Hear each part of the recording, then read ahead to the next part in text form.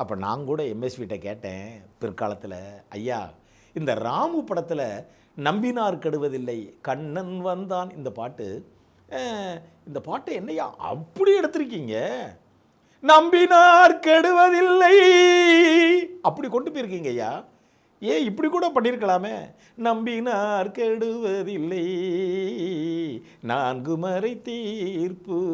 நீங்கள் நல்ல மெலடியாக இதமாக கொண்டு போகிறதுலையும் ஐயா நீங்கள் வல்லவர், அப்படி கொண்டு போகிறதுலையும் வல்லவர், ஏன் இந்த பாடலை அப்படி கொண்டு போகணும்னு ஆசைப்பட்டீங்க, ஏன் எப்படி கொண்டு போயிருக்கலாம்ன்றதுக்கு எம்எஸ்வி சொன்னார், ஆதவன் அந்த பாட்டுக்கான சிச்சுவேஷன் தெரியுமான்னாரு.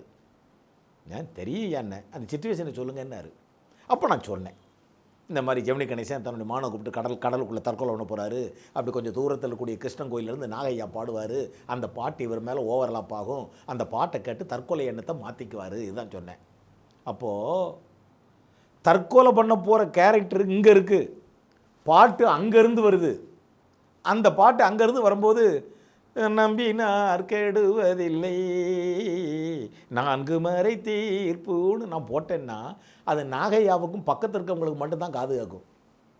அந்த பாட்டு அவ்வளோ தூரம் ட்ராவல் பண்ணி இங்கே சாக போகிற இவங்க மேலே ஓவர்லாப் ஆகி அந்த பாட்டு வந்த திசையை நோக்கி அந்த பாட்டு அவர்களை அந்த தற்கொலை எண்ணத்திலிருந்து மாற்றி இழுத்து கொண்டு வருகிறதுன்னு சொன்னால் அந்த பாட்டை நான் த்ரோ பண்ணணும்னு சொன்னால் இப்படி தான் போடணும்.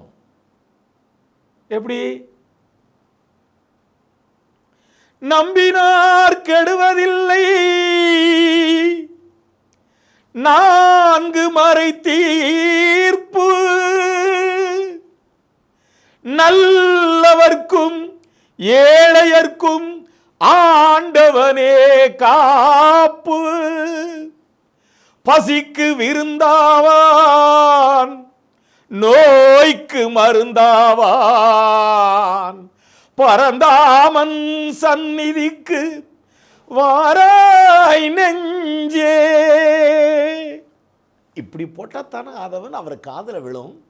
அந்த வாய்ஸோடைய ஸ்ட்ரென்த்து, அந்த கருத்து, அந்த பொருள் அவர் செவிகளுக்குள் நுழைந்து அது ஒரு வெறும் கானமாக இல்லாமல் அது ஒரு கருத்து கானமாக மாறி ஒரு இறை நம்பிக்கையை ஏற்படுத்தி அந்த கேரக்டர் தற்கொலை எண்ணத்திலிருந்து மாறி அப்படியே இந்த பாட்டு எங்கேருந்து வருதுன்னு பார்த்து அந்த பாட்டு வருகின்ற திசைக்கு அப்படியே அவன் தன்னுடைய பிள்ளையை தூக்கிட்டு தோளில் போட்டு அப்படியே அந்த கேரக்டர் போகுதுன்னா அது எப்படி இருந்தால் தானே சரியாக வரும்னாரு. நான் ஐயா அவர் காலில் விழுந்தேன், ஐயா உங்ககிட்ட போய் கேட்டேன் பாருங்கள்,